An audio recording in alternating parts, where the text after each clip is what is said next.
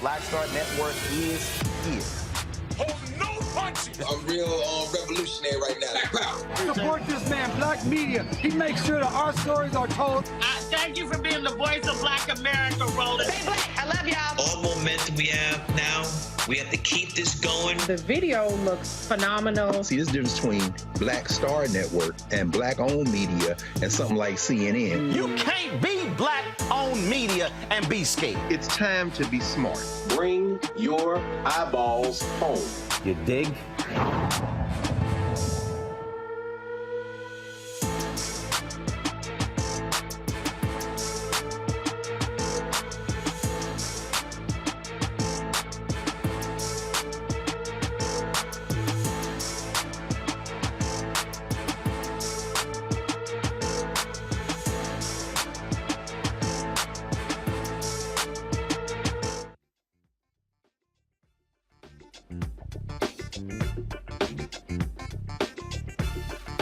Today is Friday, January 13th, 2023. Coming up on Roland Martin Unfiltered, streaming live on the Black Star Network. We're 2 weeks into the new year. The LAPD has seen 3 police-related deaths so far this year. A retired LAPD sergeant will join us to talk about the history of the LAPD and what can be done to change this department. We have an update on the Houston Independent School District School Board. They voted not to terminate Jack Yates High School Principal Tiffany Guillory. I'll tell you exactly what happened during last night's 4-hour meeting. Student homelessness in the country has been a consistent issue over the past several years. We will speak with the executive director of the nonprofit PushExcel, which is launching an aggressive nationwide initiative to improve the lives of students impacted by COVID. Also, we continue our New You in 2023 with Rodney Lennon. He lost 130 pounds, and he makes it clear, if you want to lose lots of pounds, you got to lift lots of weights. Folks, it's time to bring the funk on Roland Martin Unfiltered on the Black Star Network. Let's go. He's got it. Whatever the mess, he's on it. Whatever it is, he's got the scoop, the fact, the find. And when it breaks, he's right on time, and it's rolling. Best believe he's knowing. Putting it down from sports to news to politics. With entertainment just for kicks, he's rolling. It's on go, roll, roll, y'all. It's Roland Martin, yeah. Rolling with Roland now. He's funk, he's fresh, he's real, the best, you know he's Roland Martin now.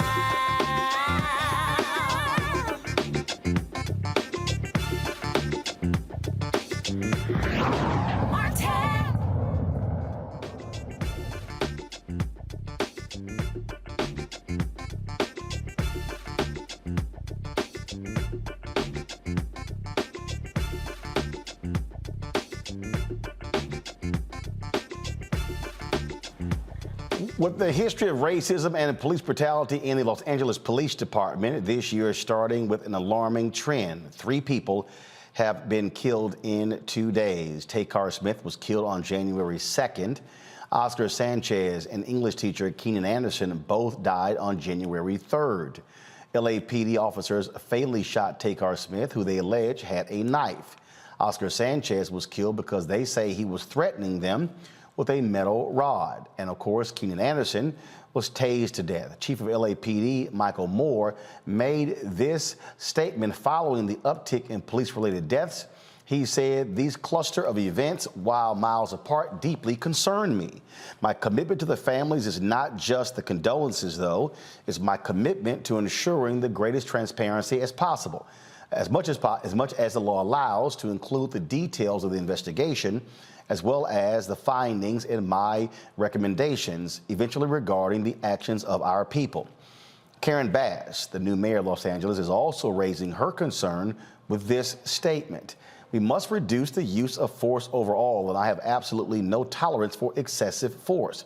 We must also lead our city forward, finally, on the mental health crisis that has been allowed to grow, fester, and cause so much harm to individual Angelenos, their families, and our communities." Now, all 3 deaths are under investigation.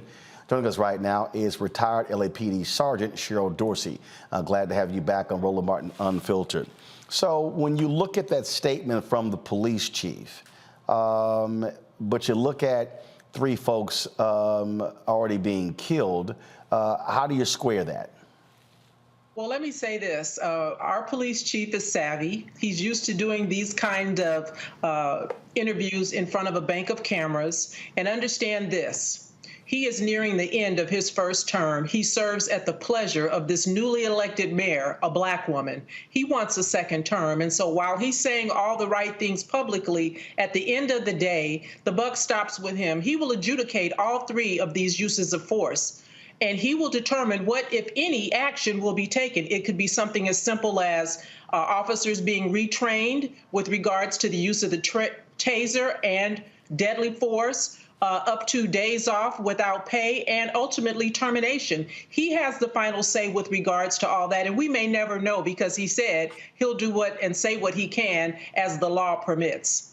That particular point there about being, media savvy, he maybe wants to get reappointed by this mayor, and by saying that, well, this deeply concerns me, but again, when you look at her statement, the problem that I keep saying as well is you have to do something when you keep having these mental health crises and you have officers who are responding and they end up killing somebody. Well, let me say this about the 3 incidents, and they're all different, so we have to take them each individually. And so I call balls and strikes. Deadly force is not anything an officer wants to use, but sometimes we have to after we've exhausted all other options and means that are available. And I think in each of these instances, deadly force was used, as we're taught and trained, as a last resort. The problem that I have, however, with the 2 that involve the officers discharging their weapon is the number of rounds that were fired. We're trained and taught to fire 2 rounds in rapid succession and then to reassess whether or not a threat still exists. When the officers did use deadly force, they were confronting armed individuals. And I encourage everybody who gets a chance to listen to me to watch all 3 videos in their entirety. Each is about 30 minutes from varying perspectives of the officer's body cam. What are your thoughts about the young man, the English teacher, who happened to be the cousin of Patrisse Cullors, the co-founder of Black Lives Matter? There are some who said, well, look, he caused the accident, he was on cocaine, and frankly, he committed suicide by police. Well, listen, he was under the influence of cocaine and marijuana, according to reports. He was involved in a traffic accident and was acting very bizarre. Again, that video, too, is available to be viewed. He was running in and out of traffic while he was coherent enough to say they're trying to George Floyd me. He was also saying, I've been accused of killing CeeLo. They're planting drugs in my car. And so I don't know what actually was going on with this young man. I think the use of a taser was appropriate. I'm not sure that he needed to be tased 6 times. Certainly there were sufficient officers on scene, in my belief, based on my training and experience, where you could have dictated 2 officers each grab a limb and let's get this guy in handcuffs. So I don't know if the cocaine in his system or any other diagnosis that he might have in terms of his medical condition were contributing factors. But at the time of this incident, no one knew he was Patrisse Cullors' cousin. No one knew he was under the influence of cocaine. And they did what they needed to do in that moment to keep him from killing himself because he's running in and out of traffic. Gray made a point where you're talking about, well, should have been tased 7 times. Carl Douglas, the family attorney, was on yesterday, and that was something that I noted. I counted almost 8 police officers who were surrounding him, and I'm sort of thinking the same way you are. You mean to tell me that 8 cops, 1 guy, they can't actually subdue him without tasing him 7 times? Yeah, that's the problem that I have, and that's something that they're going to have to address when this thing is investigated administratively. But again, understand Chief Michael Moore has total autonomy in terms of what he does with those officer or the officer who kept laying on the taser button, discharging those bolts into Mr. Anderson's body. And so again, it could be something as simple as retraining the officer and officers on that department about proper use of a taser. So, we'll find out, maybe, maybe not, how this is going to be handled in terms of what discipline, if any, the officers are going to receive. But I think at the end of the day, there'll probably be culpability pointed in all directions. The thing that we often talk about on this show really comes to, actions of police officers. And what I keep saying is, look, death is death. It is final. You don't come back from that. There's no check that you're to come back from. I totally understand when officers are faced with a life or death situation, but I just think that in situations like this, you got to be far more aware of that and not just go to as hard as possible. And I think, again, this is where I believe training, this is where expertise comes in. This is also where humanity comes in. Absolutely. And listen, there was somebody on scene dealing with Keenan Anderson, the gentleman who was involved in the traffic collision, who was tased 6 or 7 times. Certainly somebody in that group of 8 officers that I counted could have said just what I'm telling you now. Hey, I need 2 people on his arm. I need 2 on his legs. And let's get this guy into custody. Tasing is appropriate, but the number of times that he was tased is problematic for me. And so the officer is going to have to explain why he thought it was necessary, because at some point, then it begins to look like punishment for not complying as opposed to trying to get someone into custody for their own well-being. All right, then. Well, again, we'll see exactly what happens with these investigations. Cheryl Dorsey, always a pleasure to have you on the show. Thank you so much for having me. All right, folks, we come back. I'll talk about this with my panel. We'll also talk about some additional news, including what took place in Houston with the reinstatement of Jack Yates principal Tiffany Guillory. And we'll talk about, again, why it's important for people, community, to come out and express their concerns and to show that they care about these matters. Folks, don't forget, download the Black Star Network app, Apple phone, Android phone, Apple TV, Android TV, Roku, Amazon Fire TV, Xbox One, Samsung Smart TV. You can also join our Bring the Funk fan club. Your dollars make it possible for us to do what we do. Send check-in money orders to P.O. Box 57196, Washington, D.C. 20037-0196. Cash App is $RM Unfiltered. PayPal is R Martin Unfiltered. Venmo is RM Unfiltered. Zelle is Roland@RolandSMartin.com. Roland@RolandMartinUnfiltered.com. And be sure to get a copy of my book, White Fear, How the Browning of America is Making White Folks Lose Their Minds. That, of course, is available at bookstores everywhere. And also, I want folks to remember, if you're in St. Louis, we're going to kick off our White Fear tour with a book signing in St. Louis. We're going to be, of course, with the St. Louis Urban League taking place January 21st on at 3 p.m. And so I'll be with a Q&A with Tef Poe, as well as Michael McMillan. Look forward to that, folks. We'll be right back.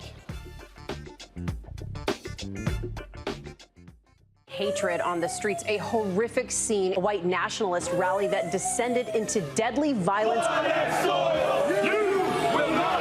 White people are losing their damn minds. As an angry pro-Trump mob storms the U.S. Capitol, we've seen shots. We're about to see the rise of what I call white minority resistance.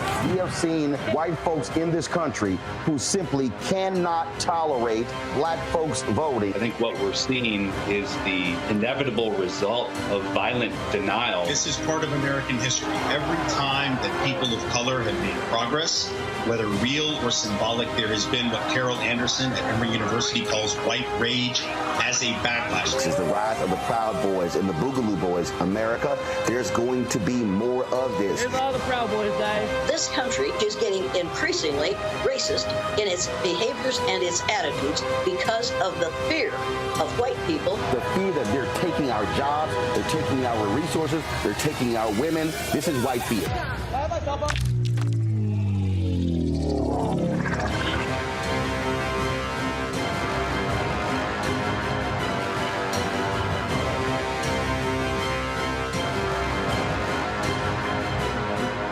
Most people think that these television shows that tell stories about who we are as black men, and then they paint these monolithic portraits of us. They think that they're being painted by white people. And I gotta tell you, there are a whole bunch of black folk that are the creators, the head writers, the directors of all of these shows, and that are still painting us as monoliths. The people don't really want to have this conversation. No, they don't.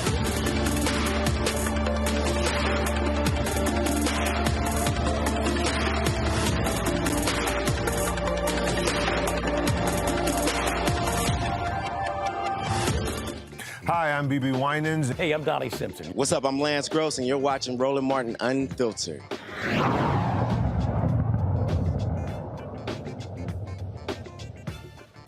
All right, folks.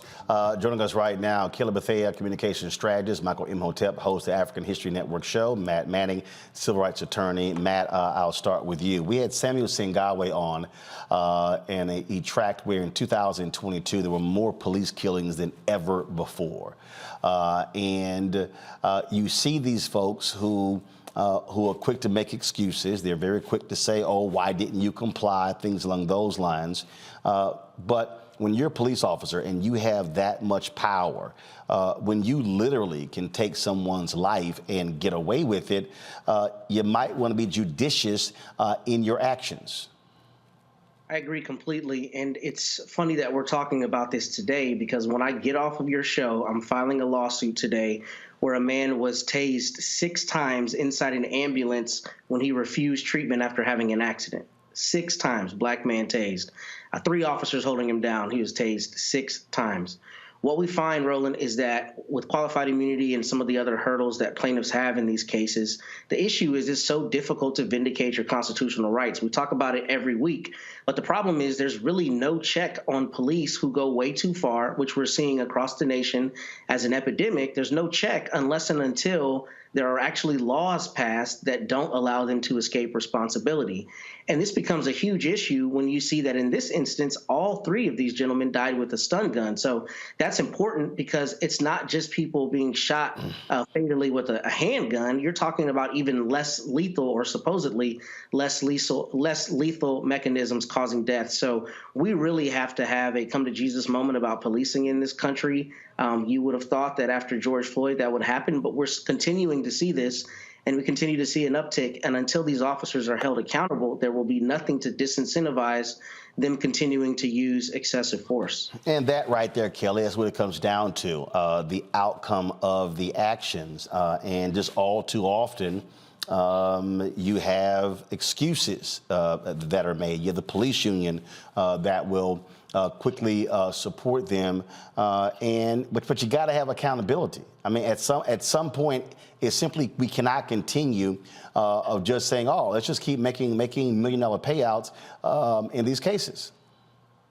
You can't. And frankly, those $1 million payouts are coming from taxpayers and the likes, or other people's pensions. And that's not fair to anybody involved, especially those who were not part of that incident in which, basically an innocent was murdered at the hands of law enforcement. What frustrates me about these cases now, to Matt's point regarding George Floyd, and I think I said this on your show when it happened, I was frustrated. Even though I was elated by the fact that somebody was held accountable for George Floyd's death, it simultaneously frustrated me in that everything had to be absolutely perfect in order for justice to be served on behalf of George Floyd. And in these cases, there's so much gray area like there are in any other case with any other set of facts, that the standard for accountability was raised infinitely higher beyond a reasonable doubt, to the point where it feels like these victims of law enforcement violence, of police violence, won't get the justice that they deserve because the standard is now so impossibly high. So we need to have a come to Jesus moment with accountability, but we also need to have a come to Jesus moment with what exactly is the standard in court now and beyond for justice to be served, because right now it's beyond a reasonable doubt. The issue here, Michael, what we see again continuing is that if your police departments, if you don't put real procedures in place, this thing is going to be like Groundhog Day. It's going to keep happening over and over and over. You also need to have, as Cheryl said, you need to have senior officers on duty actually use discretion, use leadership, and not allow things just to simply get out of hand. Yeah, I totally agree with that, and I would even go a few steps further than that. First of all, I'm glad you had Cheryl on the show somebody who actually has experience being a police officer, because unfortunately, a lot of times when these conversations take place, you may have activists on the panel or things like this, but nobody who's actually been a police officer before. So thanks, Roland, for having her on. Yes, you have to have accountability. Yes, you have to have policies in place, but to even go a few steps beyond that, you have to have officers who want to abide by the policies, number one, and you have to have those in leadership, sergeants, lieutenants, captains, police chiefs, et cetera, who will hold people accountable to the policies. And some of the coverage surrounding after the death of George Floyd and the Black Lives Matter protests and things like this, and various policies put in place in different cities, I heard people, whether it's activists or even police officers, many times say, we've had different new policies put in place, but they also have to be enforced. So that's the other thing. And one of the things that didn't come up in the conversation here, and I know you're limited on time, is that also we have to put out a clarion call when there are police departments around the country that are hiring right now, because they've lost police officers for various reasons, whether they left the profession, retired, what have you. African Americans, those who want to be the type of officers that we all say that we want to see, those who will preserve life, et cetera, we have to apply for these positions as well. And a lot of those people are going to be the ones who will want to enforce these policies and abide by the policies also. So it's a holistic approach to this. But Matt, unfortunately, what we just continue to see is an escalation in settlements. Now what is happening, we're actually seeing insurance companies saying, you know what, we're going to jack up the rates because we're tired of these payouts. Yeah, well, I haven't seen that, but yeah, I mean, that is an issue, particularly because Kelly alluded to it earlier. A lot of times this comes out of the city or the county's coffers, so there is a detriment to taxpayers, and a lot of times there's not insurance. That's one of the other issues that people don't realize. With most professions, if you commit an offense or you make a mistake, even me as an attorney, I have malpractice insurance, right? Officers generally don't have insurance. So one of the problems for plaintiffs is if they sue an officer in his or her individual capacity, there may be a bona fide case and no one from whom to recover. So I think some of this is, kind of to Michael's point, a larger policy issue, not only in changing some of the policies and making people abide by them, but even requiring, for instance, that a city or individual police department has insurance policies to cover their officers so that it's not coming out of the county's coffers, but that there's something there if there's a bona fide case. And, you see that issue as it relates to plaintiffs trying to recover in the cases where it's not a $12 million case. It's not a big $1 million settlement. There are a lot of things that happen that aren't six-figure cases, and the city or the county still has to pay out, and they should be required to have insurance to do that. That right there, Kelly, really, I think is something that is critical. When we talk about these payouts, we talk about how these cities are responding to that. I guess, as I said, we're seeing folks say, we're tired of this. Was also interesting, and I just get a kick out of these law and order people who also are so-called fiscal conservatives who are real quiet with the hundreds of millions and billions of dollars in taxpayer funds that are being paid out. Those fiscal conservatives are conservative with their own taxes, so they're probably not even in the pot. So that's probably why you're not even hearing from them. It's kind of like those who live in glass houses need to shush. But you're right. The issue of taxpayers carrying the burden of these families' recovery funds, like it's going to get ridiculous if it's not ridiculous already. And I worry, especially in these major metropolitan cities where you're seeing, I don't want to say an uptick, but certainly the spotlight is on them when it comes to law enforcement violence. I worry about who's really going to be footing that bill because, rent's high, everything's high. Taxes are going up and eggs are expensive. Like, who's really going to be footing this bill, and how is that going to affect the family's recoveries? Are they going to shrink the recovery amount?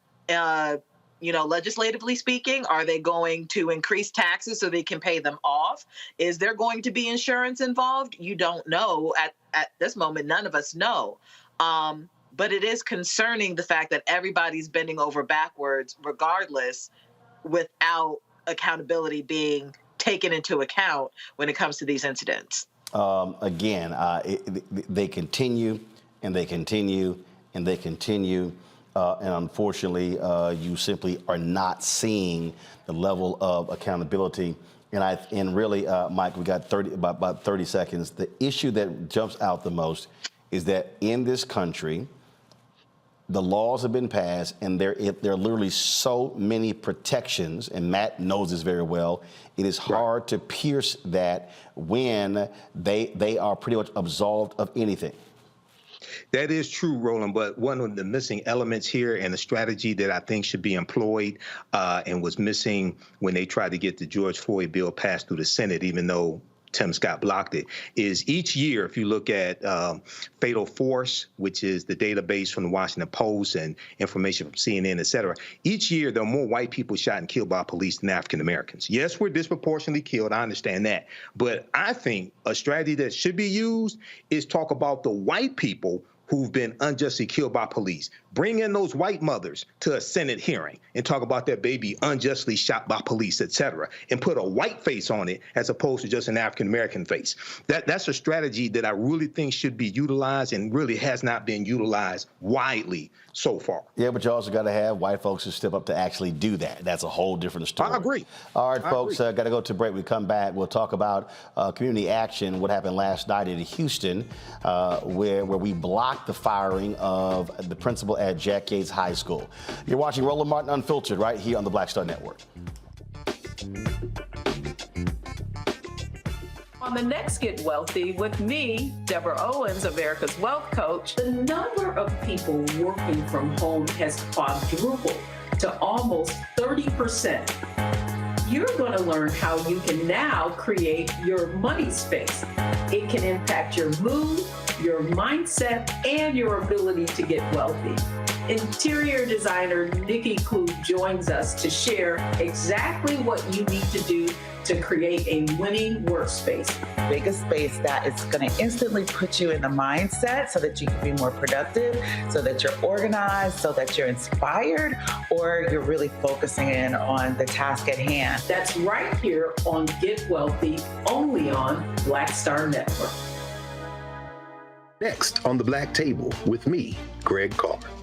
Our legal roundtable is back in session as we look at yet another potential landmark case being considered by the United States Supreme Court. This one is called 303 Creative versus Alennis, and may be the most important and far-reaching First Amendment, that is freedom of speech, case of our time. It could, depending on how the court rules, open the door for a return of Jim Crow segregation laws. It's true. If you say we can discriminate against one, you're saying we can discriminate against all. That's on the next Black Table. Don't miss it. Right here on the Black Star Network. We're all impacted by the culture, whether we know it or not. From politics to music and entertainment, it's a huge part of our lives, and we're going to talk about it every day right here on The Culture with me, Faraji Muhammad, only on the Black Star Network.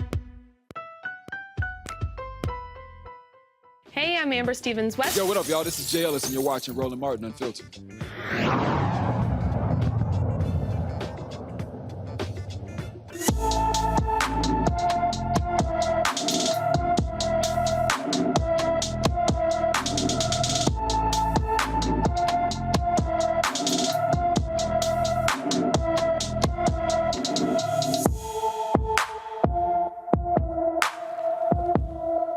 Darian Jones left his Dayton, Ohio home on December 28th, and he has not been seen since. The 16-year-old is 5 feet, 7 inches tall, weighs 130 pounds with black hair and brown eyes. Anyone with information about Darian Jones should call the Dayton, Ohio Police Department at 937-333-2677, 937-333-2677. Folks, last night, after 4 hours of a school board meeting, the Houston Independent School District voted 6-3 not to fire Tiffany Guillory, the principal at Jack Yates High School. This was the vote. School principal is discussed in closed session and authorize the superintendent or his designee to provide notice of the same effective January 13th, 2023. Is there a second?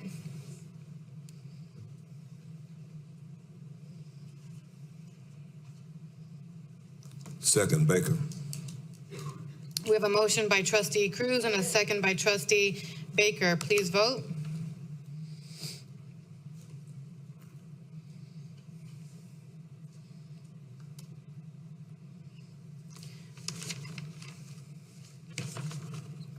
We have 3 in favor, 6 opposed, 0 abstentions. So with that, Tiffany Guillory will not be fired. She kept her job. Of course, she's been there for the last 5 years. The superintendent there, he was trying to move her out. They claimed, again, trying to fire her mid in the middle of the school year. They still have yet to actually explain to anyone exactly what the reason was. Clearly, the school board totally disagreed with that. But the thing here is that I don't believe for a second that if it wasn't for public outcry, if it wasn't for us showing up at the school board meeting, if it wasn't for folks mobilizing and organizing, they would have fired her. The silence would have led to that. I want to go back to my panel here. And this is the thing here, Kelly, that I continue to say, and I've been saying this for years, so no one can say, oh, now you're saying this right now. No, I've long said that we've got to have folks who understand mobilization and organization, and we've got to be at those board meetings, school board meetings, city council meetings, county commissioners meetings, state legislatures, you name it, expressing our concern. In addition to that action last night, there was a discussion about the redrawing of maps. And they were talking about how Hispanics in Houston want to use the overall demographics of the city to determine how the districts are drawn, as opposed to the number of citizens and people who are eligible to vote. All of a sudden, you go from almost 60% to 30% there as well. So they were walking through this process, and there were some board members who did not like how the new maps look. I covered City Hall. I remember going to committee meetings, and there are so many things that happen that get passed and people have no idea about. And then it's only when an issue arises and people are upset and angry when we show up. But we're being impacted daily, and unfortunately, you don't even have news media these days where you have reporters who are assigned. So stuff happens, and frankly, people have no idea. We've got to make this a practice of going to these places and making sure our voices are heard. Absolutely. You're right. You've been saying this for quite a while, but just to reiterate, even though it's not on television and in your face all the time, local politics really are your most important set of politics, because that is what is affecting you most directly, most intimately. Just because, President Biden's on TV all the time, not saying that he's not important. Your vote for president, your vote for Senate is just as important, because federalism and, this is how our government works. But when it comes to local politics, if you're not involved in those, that's when the silent heartaches and heartbreaks happen in your politics. That's how your teachers don't get paid. That's how your roads don't get paved. That's how, home taxes go up and things like that. You not voting for the things that are affecting you most directly because you don't see it in the media as often, that is what's going to be most detrimental to our democracy, you not paying attention to local politics. So you're absolutely right. Get into those board meetings, those hearings, those commission hearings, those, in D.C., your Ward 5 meetings, things like that, to make sure that the people who are affecting you most directly are actually representing you the best and in your best interest. Oh, the thing for me here, Matt, that just sort of just drives me crazy. And look, I threatened last night. I told them point blank, you make this move, I will pull every dollar that I've given to the school and you will not get future donations. And somebody said, they were like, man, and then of course, I also said, I will have my cameras here and I will happily report on y'all every damn week. Now, why is that important? It's called, if they have the power, okay, they're the school board. But when you voice, you use your leverage and influence. And this is why I've been saying to fraternities and sororities, we've got to have our organizations, fraternities, sororities, Eastern Star, Prince Hall Mason, all these groups where we're showing up en masse, demanding to know what's going on and speaking up. Otherwise, our community gets screwed. And then after the decision is made, then people go, oh my God, what happened? Easy, because we weren't in the room. Yes, you're exactly right. It's funny, last night we had an event here in Corpus, and Dr. Janella Butler, who used to be the provost at Spelman, said almost verbatim what you did, that it's incumbent on the fraternities and sororities and other organizations to help mobilize and galvanize the community to be there. I don't disagree with that at all, full stop. I think you're 100% right. I do think, though, one thing that happens with government and with politicians is that they leverage the fact that we don't know every single thing that goes on. For instance, in cities, a lot of times decisions are made by a city board, right? Somebody's appointed to a city board, and then the city council just rubber stamps the board's decision. If you don't know the board exists, then you don't know the genesis of that decision.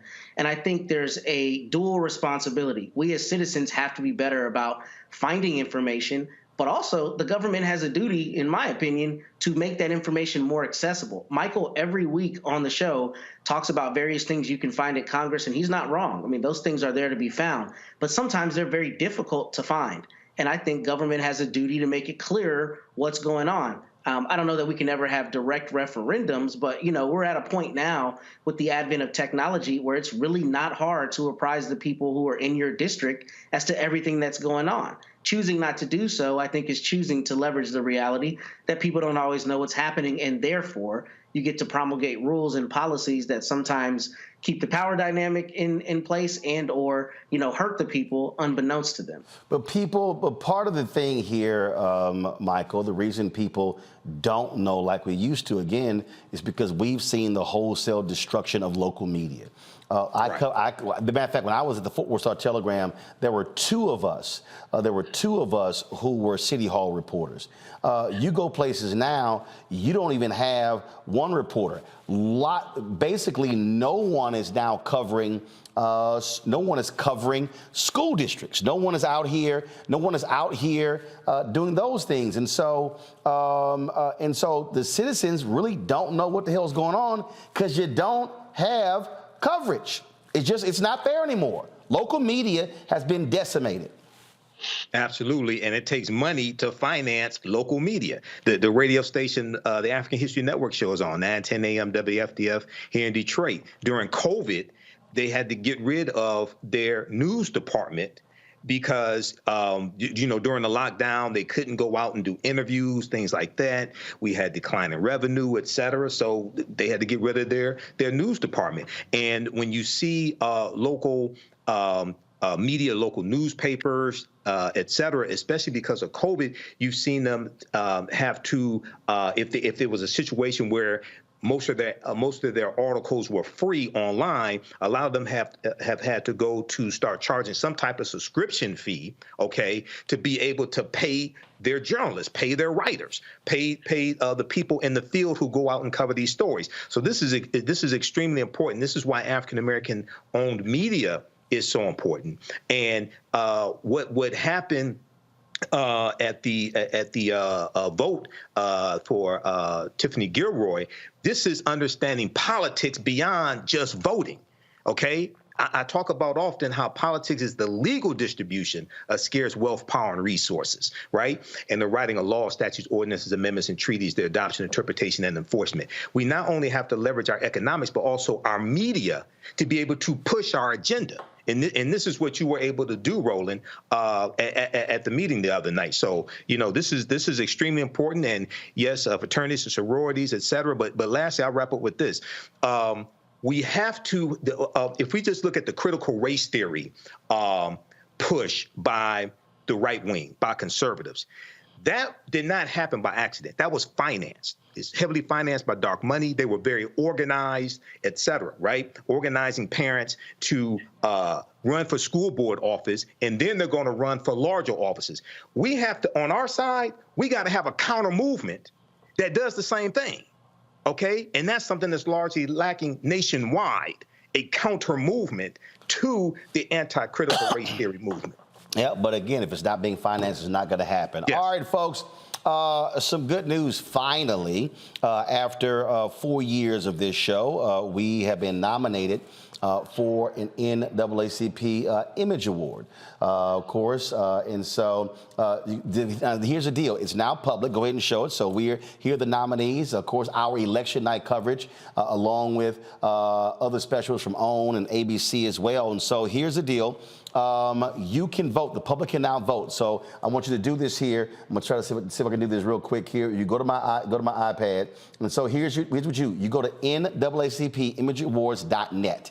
Okay. What you do is you click vote, and then what happens is you see all of the categories here. Again, our category is outstanding news information special. You will see right here, this is where, and then you click vote. Now what you can do is you can vote in one category, or you can go back to vote in all the categories.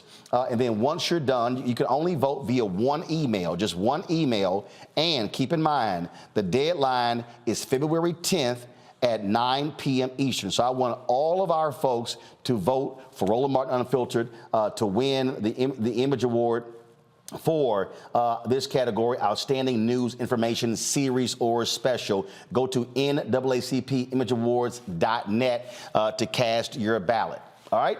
You're watching Roland Martin Unfiltered on the Black Star Network.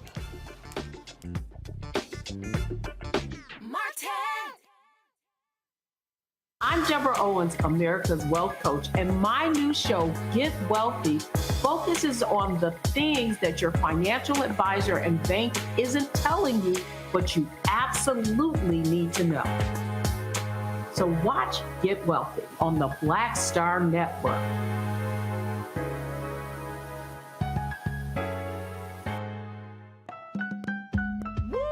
We're all impacted by the culture, whether we know it or not. From politics to music and entertainment, it's a huge part of our lives, and we're going to talk about it every day right here on The Culture with me, Faraji Muhammad, only on the Black Star Network. Pull up a chair, take your seat at the Black Table with me, Dr. Greg Carr, here on the Black Star Network. Every week, we'll take a deeper dive into the world we're living in. Join the conversation only on the Black Star Network. Hi, I'm Dr. Jackie Hood Martin, and I have a question for you. Ever feel as if your life is teetering and the weight and pressure of the world is consistently on your shoulders? Well, let me tell you, living a balanced life isn't easy. Join me each Tuesday on Black Star Network for A Balanced Life with Dr. Jackie. We'll laugh together, cry together, pull ourselves together, and cheer each other on. So join me for new shows each Tuesday on Black Star Network, A Balanced Life with Dr. Jackie.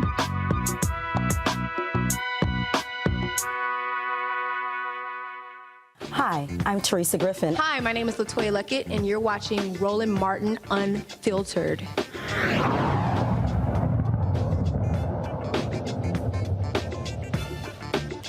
All right, folks, a D.C. family is demanding action in the death of 13-year-old Karan Blake. Blake was killed in Washington, D.C. on the 7th of January after a man thought the teen was tampering with cars. The unidentified man shot Karan, who later died at a local hospital. Though the shooter remains unnamed, Metropolitan Police say the shooter is black. The community is outraged at the police department. They have not released the suspect's name or charged him for what seems like a vigilante killing. During Tuesday's city council meeting, Blake's grandfather, Sean Long, said this about the lack of action. I didn't know you could get a gun permit and shoot someone for messing with the car. I'm black. If I were to kill a white boy in that street, they would have put me in jail. The police department's homicide branch is currently working with the U.S. Attorney's Office to determine if potential criminal charges will be filed. Matt, this is a strange story because You're basing it just what on the testimony of this man saying, "Oh, he looked like he was tampering with cars," and he hasn't been arrested. This is people like, what the hell's going on? And I think they're justified in wondering that. I mean, this is pretty strange, particularly when you have a fatality, for someone not to be taken into custody if they've given the police a version of events that seems questionable, right? Or seems like the police cannot corroborate. I will tell you, sometimes the effect of particular state law can affect this. For instance, in Texas, you can use deadly force to protect property. I mean, that sounds absurd, but that's the law here, right? So I've actually seen cases before where someone was not prosecuted because they confronted someone who was breaking into a car at night and they shot him. That actually happened a few years ago here with a DPS trooper. So it depends on the law. I don't know how it works in D.C., but the larger principle is— Now remember, because the issue with D.C. is that the U.S. Attorney's Office prosecutes. So you got a different sort of thing happening here. Right, but D.C. is obviously a federal district. There's federal law that applies, but D.C. has local laws that are prosecuted by a federal, the federal authorities, right? So the U.S. Attorney's Office there prosecutes local crimes. Every crime there is not a federal crime the same way it would be a federal court in Texas. But in any event, what I'm getting at is it's just strange that when you have somebody who has attested to shooting and killing someone, particularly where it doesn't sound like it's been released that he was in any way threatened with force, that's pretty uncommon for someone to not be arrested. And I think the citizens are justified in wondering what's going on and expecting transparency. However, I would also say that I do think, people need to let the investigation run its course to an extent, because there may be some evidence there that they're unaware of that justifies this for some reason in the police's eyes. But I don't see that based on the basic story if someone was allegedly tampering with cars and was shot and killed for that, unless state law, or rather D.C. law, expressly allows that. That to me seems to be a per se reason for an arrest. Absolutely. And so if somebody is, again, you're saying tampering with cars, but was it actually happening? And then to shoot to kill. And so residents rightfully are outraged, Kelly. This actually really hits close to home. Quite literally, I live maybe 3 minutes away from where this occurred. So it is conflicting emotions in that I get the local news in DC, right? And there's been an uptick in crime regarding youth, carjacking, assaults, and the like. And then you have this uptick in gentrification where people who aren't necessarily from the DMV at all are moving into areas that were and still are predominantly Black, and taking that gentrification culture into these Black spaces. So how do you reconcile that? You need to hold the person accountable who shot this this young boy, because that's who he is. I hear a lot of young man and this, that, and like, he's 13. He's a child. He's a young boy. And he died virtually for no reason, because no one should be dying over a car, period. I don't care who you are. But also, like your lower third says, word on the street is that the alleged assailant is a DC government employee, one who is not necessarily an entry level or associate employee. So that the politics involved here are dicey, and it casts a huge cloud over this case, in that had it been anybody else, this person who allegedly killed this boy would be in jail right now. And the fact that that has not happened is putting a huge taint on this newly elected incumbent mayor. So, again, a lot of things need to be reconciled with this case, but at the end of the day, a boy is dead off of something that, frankly, we have no proof that he did, because he was killed before he was even remotely held accountable for what he allegedly did. So my heart goes out to the family of Karan Blake. My heart goes out to the community of Karan Blake, the community that has surrounded him with love for the 13 years of his life that is no more because somebody decided to kill him over a car. And what we're dealing with a lot of people who are upset, Michael, people who are angry with crime in different places around the country. But to Kelly's point, it's when you have somebody's dead and you kill someone over a car. But as Michael said, as Matt said, depending upon what the state law is, it's also allowed. Right. Yeah, because when we were first talking about state law, Texas first came to mind because it was I heard a case a few years ago where, as long as my understanding, if the car is on your property, you can use lethal force. Yes. To somebody's trying to break into your car. Yes. It doesn't matter if they're trying to get the moment they set foot on your property. Yes, you can use lethal force. Yes. Yes. In this case here, I read the piece from CBS News. There's still details that are missing. What prompted the person who shot and killed Karan Blake? How did things escalate to the actual shooter? And he is African American, by the way. Okay, I think it was stated here he is African American. The person who shot him. So there are a lot of details that are missing. Now, from my experience, and especially here in the city of Detroit, if you have a situation where you have a shooting like this, usually the name of the person who did the shooting is withheld until charges are filed, generally speaking, from my experience with this. But hopefully all the facts come out. And if this person is guilty, if this was an unjust killing, then absolutely they should go to prison. If it's a situation where it was, I'm not saying it is self-defense, but I'm saying if evidence comes out and it was self-defense, okay, that's something different. But hopefully all of the facts will come out here so we know exactly what happened. And then, you follow the facts and hopefully justice will prevail. All right, folks, the New York jury has ordered two Trump Organization companies to pay $1.6 million in fines. That's the maximum they could have been hit with.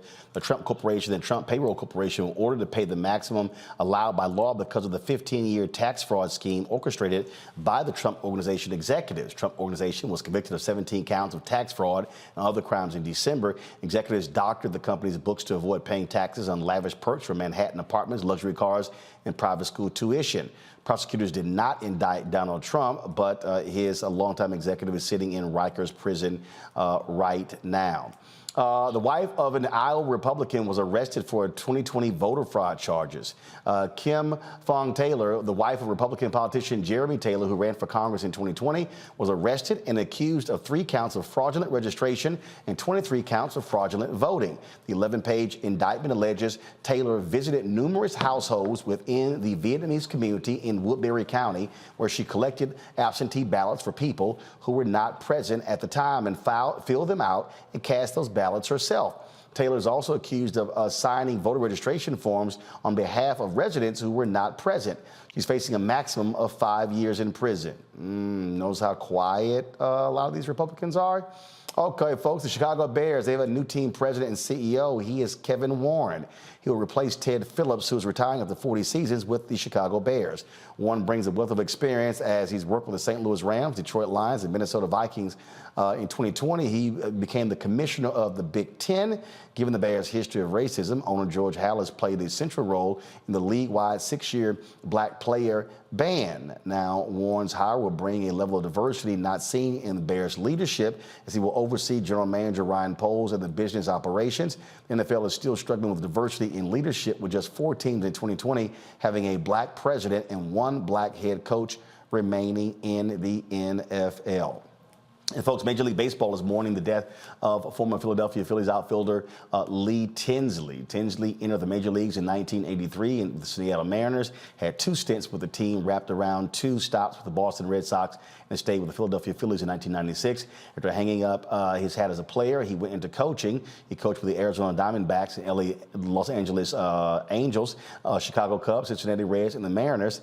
Lee Tinsley passed away at the age of 53 years old. Folks, one of the things that I did also want to mention as we've been talking about these various stories. Today is the last day of public comment for the FCC looking at the purchase of Tegna by Standard General. And of course, we had Sue Kim, who was the Korean American who leads Standard General, on our show. And I actually posted something on my Twitter account, and hopefully the FCC will see the interview that we did. Because I do believe that $8.4 billion acquisition could be quite beneficial to Black-owned media and Black content creators. I've long said that we've got to have more minority ownership, more Black ownership of media properties. What I've also said is you've got to have partnerships, whether they're joint ventures, whether you're talking about, of course, M&A, different ways of working together. And so if you missed the conversation, go to our YouTube channel, go to the Black Star Network app. You will see my interview with Sue Kim. There's been a lot of talk about he's not the right kind of minority. Somebody actually said that. But I can tell you right now, I've had conversations with him, and I'm really hopeful that if they move this forward, that you're going to see that, because we do need greater distribution. We absolutely need greater access. And then when you're talking about being able to partner with a larger firm, because look, we continue to battle these ad agencies who continue to screw us over, even when it comes to the federal government. Trust me, I got a lot more to say about that next week. I'll tell you all about that. But this is one of the ways that we remain broke, when we don't have access to resources, don't have access to distribution, and so that happens. By the way, we signed a deal with MUXIP, the company. They're actually handling our 24-hour fast channel. And so if you go to Amazon News, you will actually see the 24-hour channel of the Black Star Network on that particular platform. And so we, of course, partnered with them. And so this company, as I said, they're handling the back end, which means that they're the company that we are sending our signal through to send through these other different networks. And so one of the things that we are doing is talking to other companies. And so in addition to the OTT platform, which is you see with the app, or you see on YouTube, we actually have now a 24-hour streaming channel, which is on Amazon News. And and our goal is to be on 5 other platforms by the end of the year. All right, folks, when we come back, we're going to talk about PushExcel fighting homelessness in America. You're watching Roland Martin Unfiltered on the Black Star Network. When you talk about blackness and what happens in Black culture, we're about covering these things that matter to us, speaking to our issues and concerns. This is a genuine people-powered movement. There's a lot of stuff that we're not getting. You get it, and you spread the word. We wish to plead our own cause. Too long have others spoken for us. We cannot tell our own story if we can't pay for it. This is about covering us. Invest in Black-owned media. Your dollars matter. We don't have to keep asking them to cover our stuff. So please support us in what we do, folks. We want to hit 2,000 people, $50 this month, raise $100,000. We're behind $100,000, so we want to hit that. Y'all money makes this possible. Check some money orders. Go to P.O. Box 57196, Washington, D.C. 20037-0196. The Cash App is $RM Unfiltered. PayPal is R Martin Unfiltered. Venmo is RM Unfiltered. Zelle is roland@rolandsmartin.com. On the next Get Wealthy with me, Deborah Owens, America's Wealth Coach, the number of people working from home has quadrupled to almost 30%. you're going to learn how you can now create your money space. It can impact your mood, your mindset, and your ability to get wealthy. Interior designer Nikki Klug joins us to share exactly what you need to do to create a winning workspace. Make a space that is going to instantly put you in the mindset so that you can be more productive, so that you're organized, so that you're inspired, or you're really focusing in on the task at hand. That's right here on Get Wealthy, only on Black Star Network. Hey, I'm Arnez J. Black TV does matter, dang it. Hey, what's up, y'all? It's your boy Jacob Lattimore, and you're now watching Roland Martin right now. Stay woke.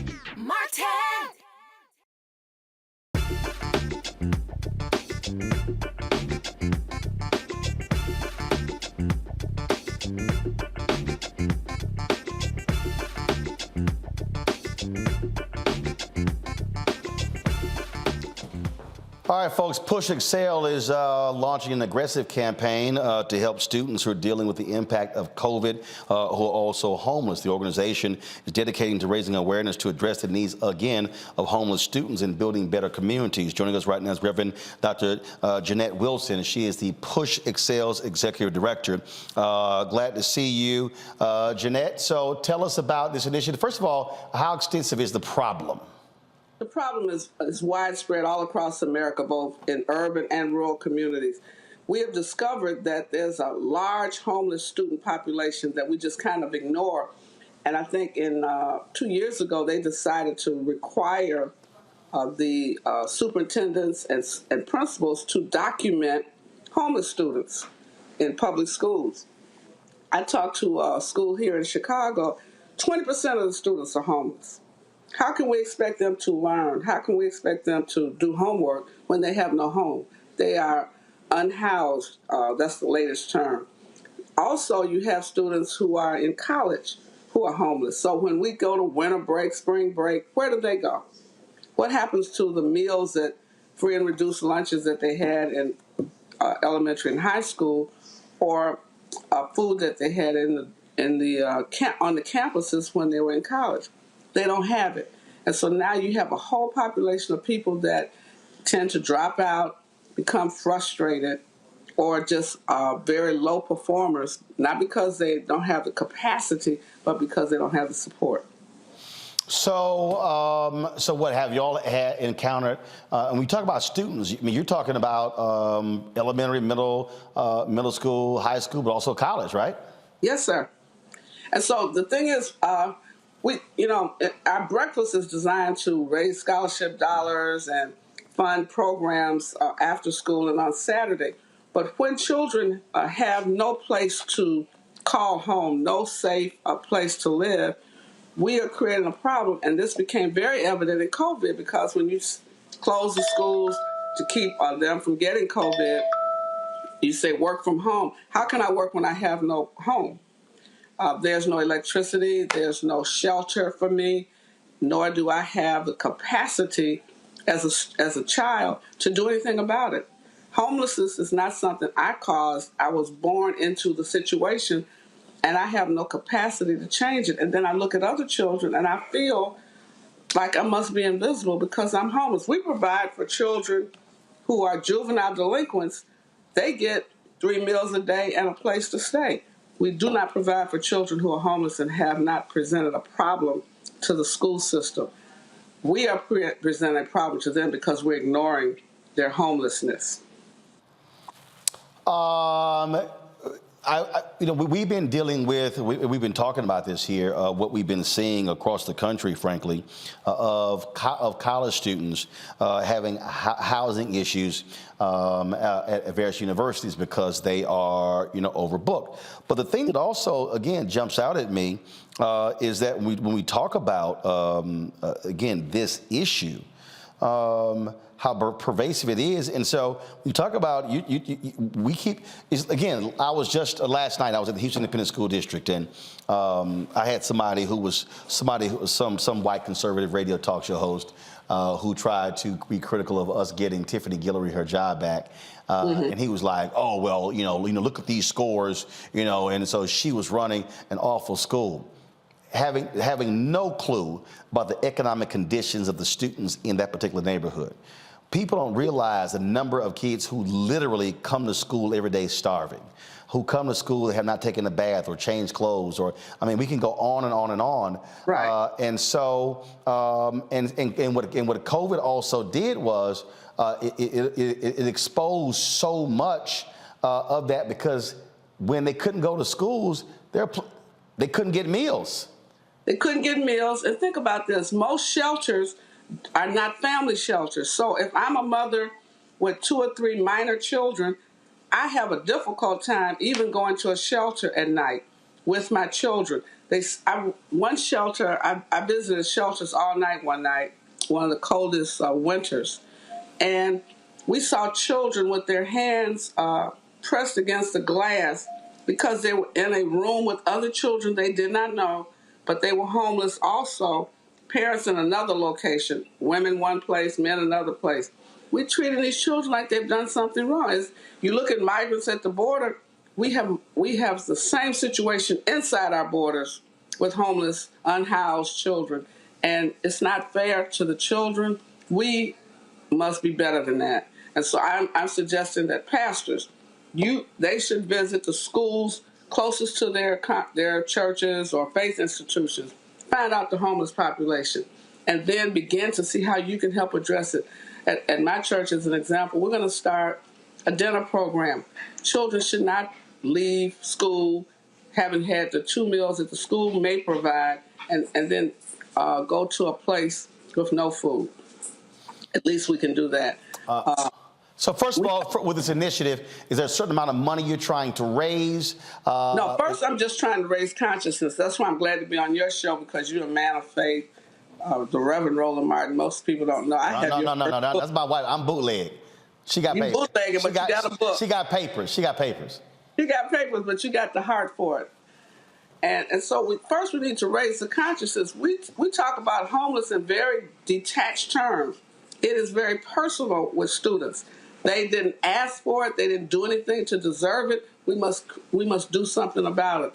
If I can house a juvenile delinquent and give them 3 meals a day, a warm place to stay, cool in the summertime, warm in the winter, and a uniform, I can do the same thing for students whose parents cause them to be homeless. Similarly, colleges and universities must address the homeless student population. You can't just shut these dorms down, close the school down, say it's winter break, spring break. You go somewhere. Go where? And it's incumbent upon the corporate community. It's incumbent upon the school community, the cities. We have vacant buildings in our cities. Open them up, convert them to homeless condos for students. Questions from our panel. I'll start with you, Kelly.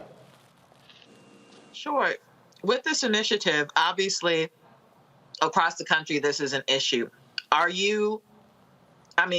there other cities that you are focusing on? Are there cities that have reached out and are interested in partnering? What is the process with that?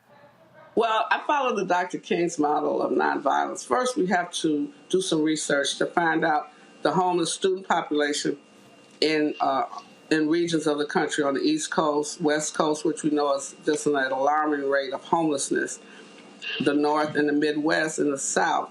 And then there is an act that says that schools are supposed to monitor and document the number of homeless students.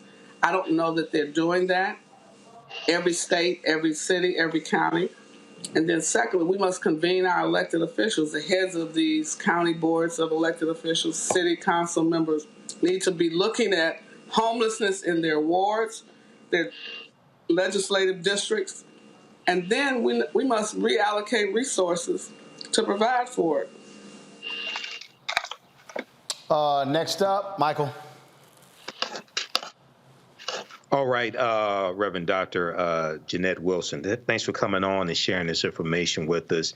And looking at some of your information on your website, Push for Excellence was co-founded by Reverend Jesse Jackson in 1975. And then also your, I think it's your chairperson is Judge Greg Mathis.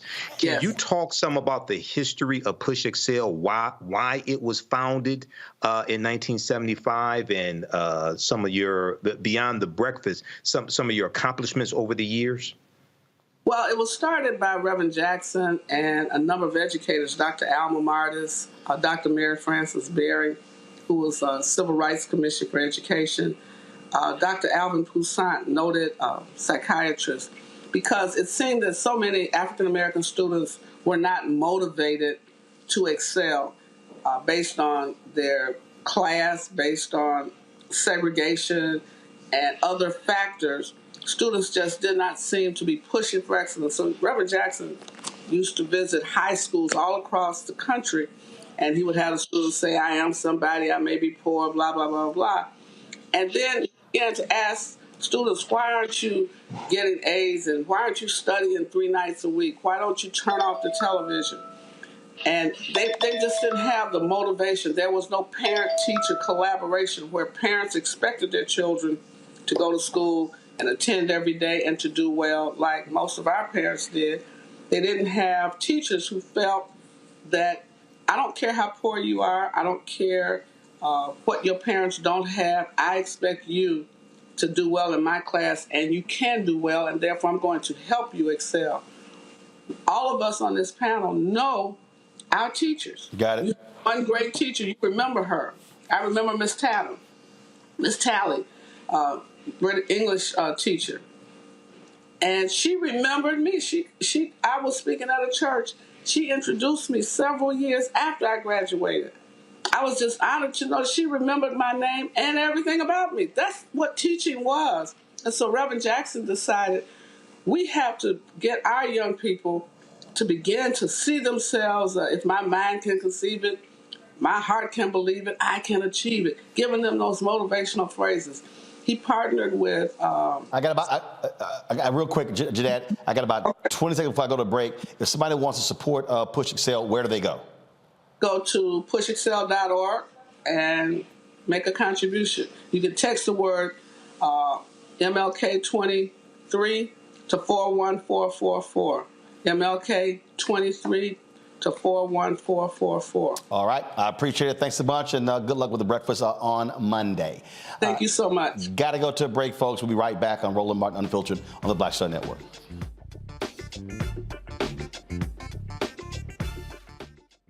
Folks, Black Star Network is here. Oh, no punches! I'm real revolutionary right now. Support this man, Black Media. He makes sure that our stories are told. Thank you for being the voice of Black America, Roland. Stay black. I love y'all. All momentum we have now, we have to keep this going. The video looks phenomenal. See, there's a difference between Black Star Network and Black-owned media and something like CNN. You can't be Black-owned media and be scared. It's time to be smart. Bring your eyeballs home. You dig?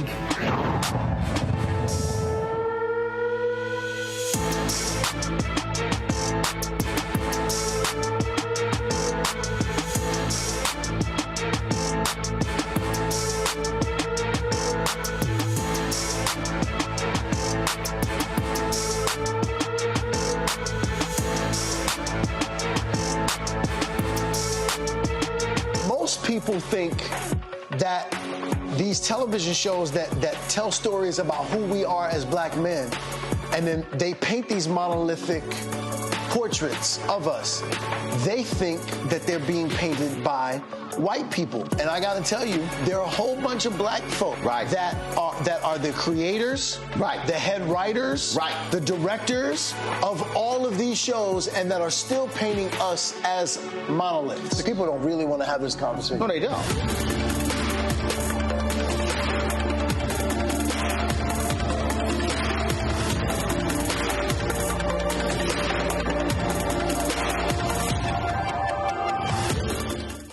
Hi, I'm BB Winans. Hey, I'm Donnie Simpson. What's up? I'm Lance Gross, and you're watching Roland Martin Unfiltered.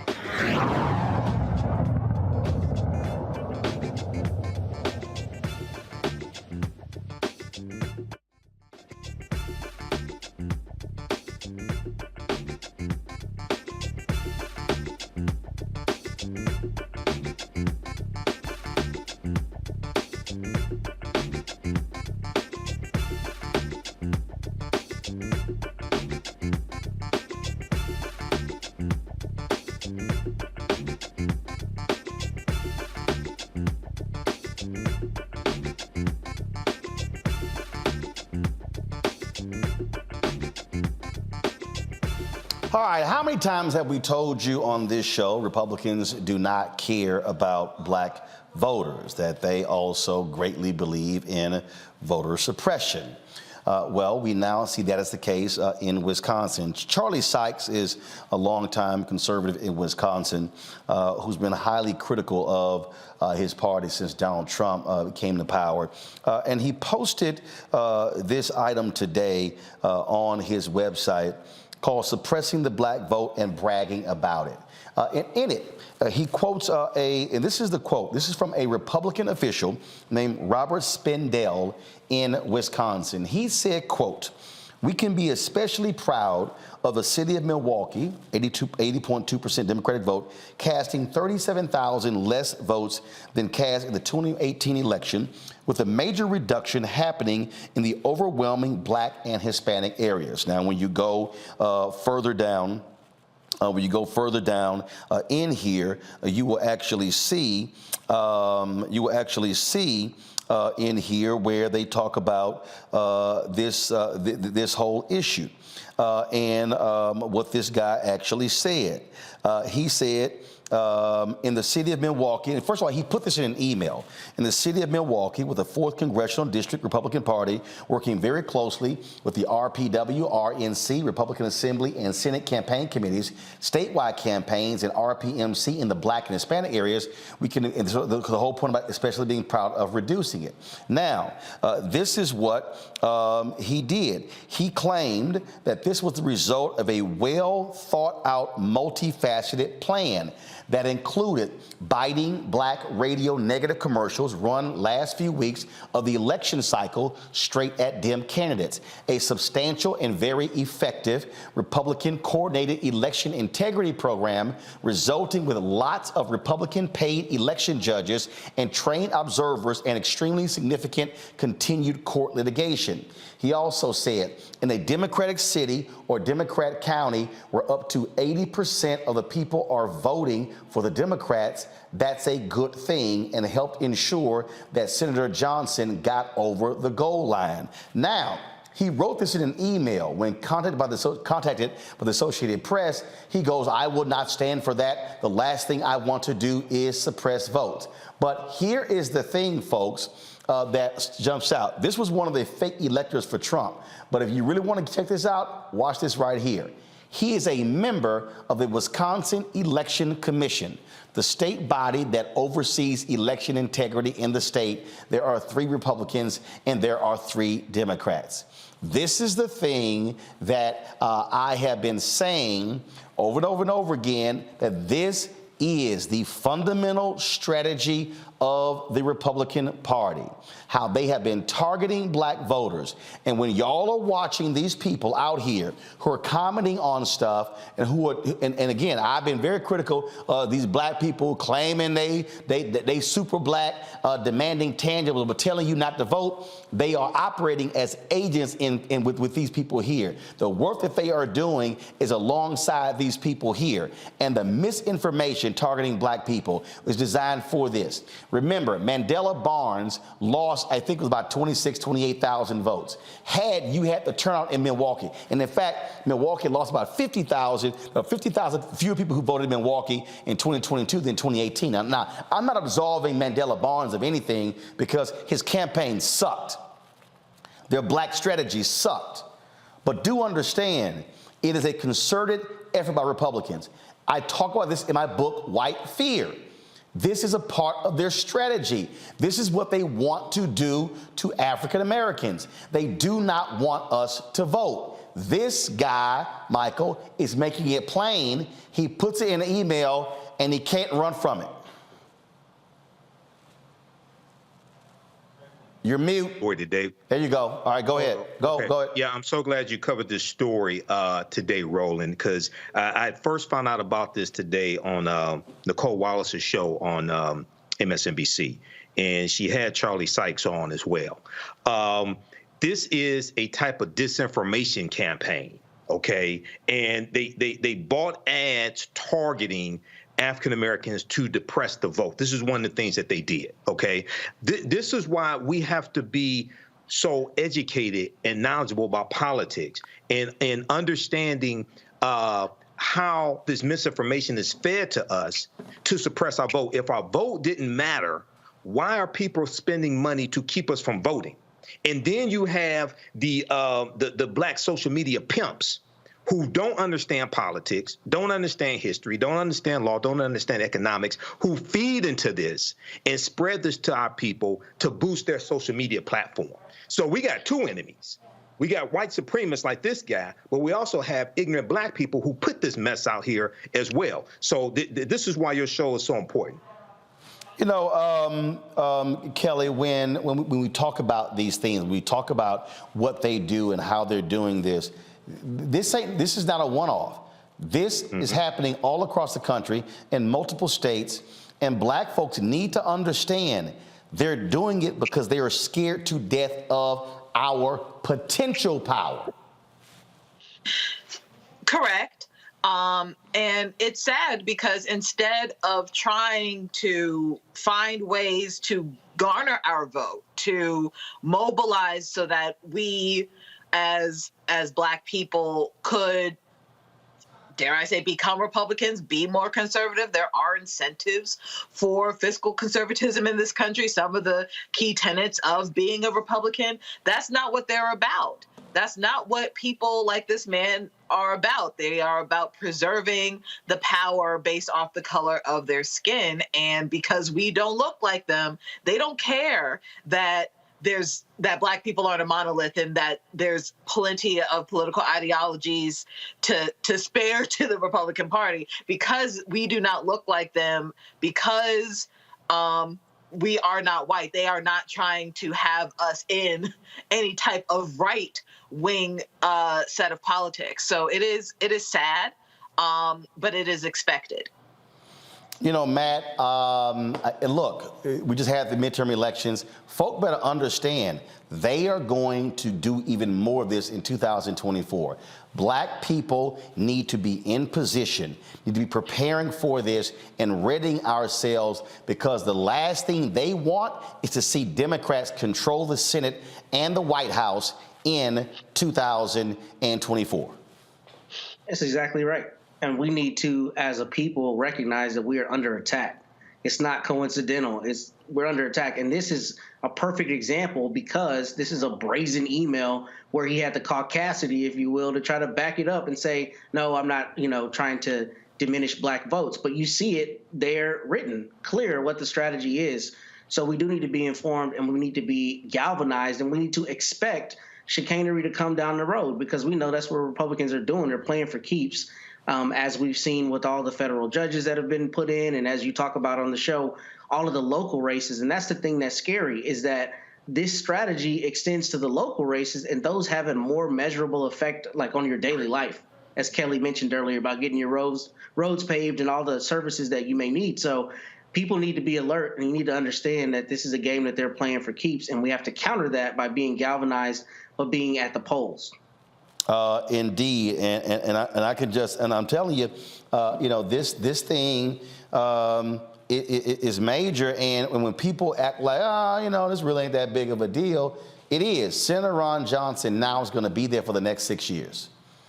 Yes. And the reality is, had Mandela Barnes won, Democrats would have a 52-48 majority in the United States Senate and would be there for a full 6-year term. And folks, understand, as we move forward to 2023 and 24, you're going to see a shrinking white population in America, and you're going to see an increasing black and brown population in America. I purposely walk this through my book. There's a reason why I call it white fear, how the browning of America is making white folks lose their minds. The Republican Party today, folks, is essentially a white party. That is who they are focused on. Oh, yeah, you could do the window dressing. You could talk about, there are 5 black Republicans who are now in the House. You've got Senator Tim Scott in the Senate, but that doesn't matter. They are showing us who they are, and they absolutely want to dilute black power. You look at now how they're trying to redefine who is black to keep a second black congressional seat out of Alabama. You see they're blocking the second black congressional district in Louisiana. They do not want to see 60-plus members of the Congressional Black Caucus. That is the last thing they want to see. And so we had better stop playing games, and we had better understand that we can ill afford as black people to be voting at 30, 35, 40% of our numbers. Those numbers must be at 65, 70, 75, 80 to counter the things that they are doing. That's why, don't forget, folks, to get a copy of my book, White Fear, How the Browning of America is Making White Folks Lose Their Minds. You can get that book, again, numerous bookstores.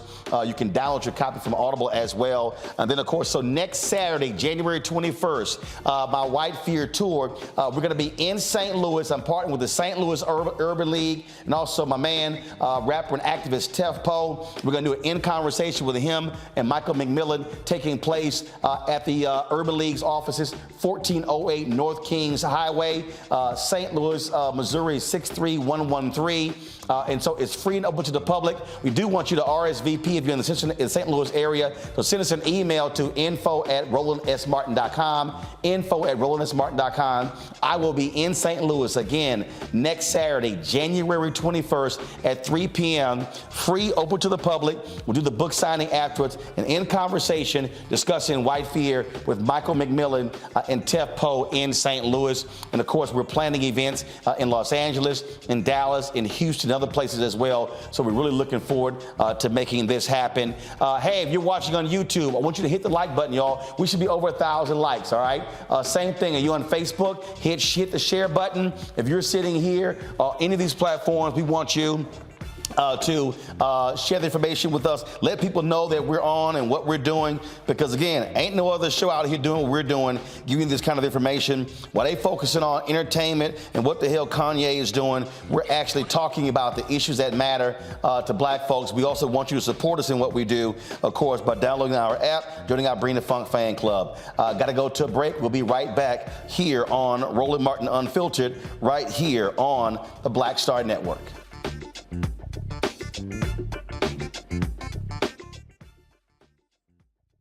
On the streets, a horrific scene, a white nationalist rally that descended into deadly violence.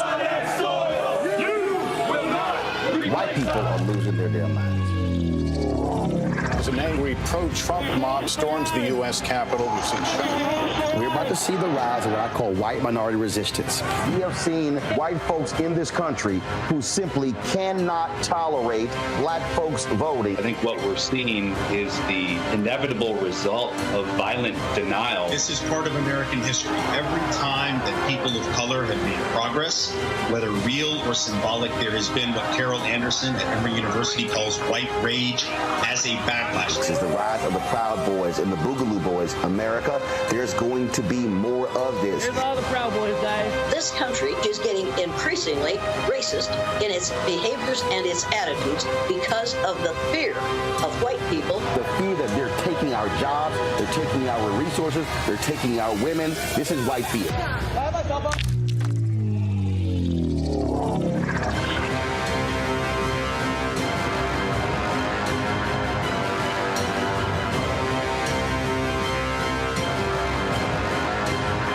Pull up a chair, take your seat. The Black Table with me, Dr. Greg Carr, here on the Black Star Network. Every week, we'll take a deeper dive into the world we're living in. Join the conversation only on the Black Star Network. Hello, everyone. It's Kiara Sheard. Hey, I'm Taj. I'm Coco. And I'm Lily. And we're SWV. What's up, y'all? It's Ryan Destiny, and you're watching Roland Martin Unfiltered.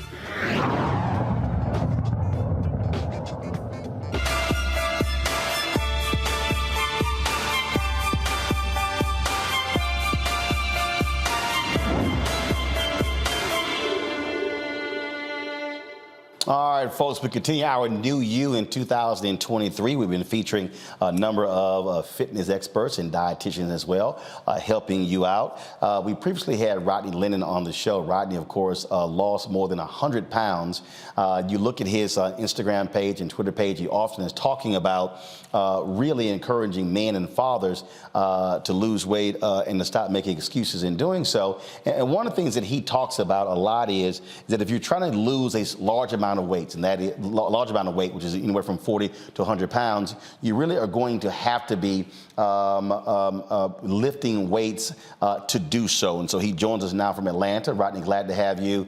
And so Rodney, when you talk about that, and I've seen a lot of your videos, you're not saying, hey, don't do cardio. I see these other commercials that are running on YouTube and others where they're like, oh, you're wasting your time on the treadmill. Because I've seen you where you say, no, I get my cardio in, but you're emphasizing that. And we had Cheryl Grant on the other day, as well as Funk Roberts, and they both said, as you get older, you have to utilize the weights in terms of building muscle mass. Yep. Because again, Roland, as you age, the first thing that's going to go is your strength. So especially as fathers, you got a wife at home, you got kids at home, you got a career to focus on. So as you're going through that journey of dealing with all your responsibilities and losing weight at the same time, it's imperative that you lift heavy weights. Not saying you got to go be a bodybuilder or nothing crazy like that, but you want to lift the weights that can challenge you as a man. So whatever you can safely handle for anywhere between 8 to 20 reps, that's what's going to help stimulate that good muscle growth. Because again, a lot of brothers are trying to lose this weight, but they're worried about having loose skin or being saggy or just looking like a deflated version of themselves once the weight comes off. But that's where the weight training comes in at. You can do all the cardio you want. Yeah, that's going to bring the number on the scale down. But when it comes to recomposing your body, helping you look totally different, making that amazing transformation, going from wherever you're starting at to where you want to be, that's where the weight training is going to come in at. So we're talking about, okay, we're talking about weights, okay? First of all, obviously it goes to how much. Also, resistance bands. So let's say somebody doesn't have access to weights. Your thoughts on the use of resistance bands? So when we say weight training, that's just one form of resistance training. It's a lot of forms of resistance training. So you do have weights. You have resistance bands. You have TRX suspension training. You have cables. You have machines. It's a lot of different things. You also have dumbbells and kettlebells, things like that. So all of those things fall under the category of resistance training. Even body weight, air squats, push-ups, body weight dips, body weight lunges, right? All of these things are still stimulating some kind of muscle growth. When you stimulate that muscle growth, that's going to help your body overall, speed up your metabolism, help with insulin sensitivity, right? And also, too, again, going back to what you talked about right off the bat, helping you age gracefully, right? As we get older, the first things we're going to do is lose our ability to stand up or to get ourselves up off the floor, right? But this is where the weight training comes in at, to basically delay that whole process for as long as possible. So, how many days a week? Because that's one of the issues there. And then, is it back to back? Do you spread it out? Is it 2 days on, 1 day off? What do you recommend? Me personally, I'm a big advocate for anywhere between 4 to 6 days a week based on how advanced you are. 4 days is a great place for anybody to start. That's just Monday, Tuesday, taking Wednesday off, Thursday, Friday, taking Saturday and Sunday off. But if you're more advanced, you can do 5 days a week. That's Monday through Friday. Or if you're more advanced, like some of my other guys, because a lot of the career-focused fathers that I work with, these guys have an athletic background, right? These are the guys who went to college, played ball. They didn't go to the NFL, or they didn't go to the NBA or MLB, so they went straight to being desk jockeys, right? So these guys have the past experience where they can train 5 to 6 days a week, and they can still stay relatively safe. So for anybody that's out there that doesn't have that athletic background, 4 to 5 days, that's the place where I like to keep everybody at. So that way you can, stay safe. You can have that work-life balance and also hit your goals in a timely fashion. All right, so for that person, for that individual who didn't have the athletic background, how do they start? Where do they start? I would recommend starting with machines, starting with cables. That's a more safer option because, again, you don't want to jump straight into the big movements like the dumbbells and barbell squats and deadlifts and stuff like that. Do the machines. They're more safer for beginners, so that way they can learn the technique.